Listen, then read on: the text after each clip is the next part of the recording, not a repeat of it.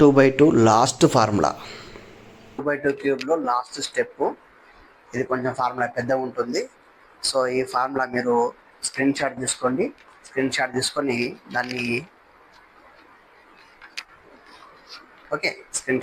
దాన్ని ఫాలో అవ్వండి. ఒక పేపర్ మీద రాసుకోండి.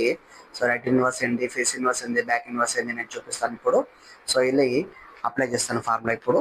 సో చూడండి, ఇలా వచ్చినప్పుడు ఏం చేయాలంటే మనము వైట్ కింద ఉండాలి, ఎల్లో పైన ఉండాలి. 1 2 3 4 సైడ్స్లలో ఖచ్చితంగా ఒక సైడ్ రావాలి మనకు. వచ్చింది ఆ ఒక్క సైడ్ కూడా రాకపోతే ఫార్ములా 2 టైమ్స్ అప్లై చేయాలి. ఒక్కసారి అన్న వస్తే ఫార్ములా 1 టైం అప్లై చేస్తే సరిపోతుంది. సో ఇక్కడ చూడండి, ఈ వైట్ ఉంది, ఎల్లో ఉంది.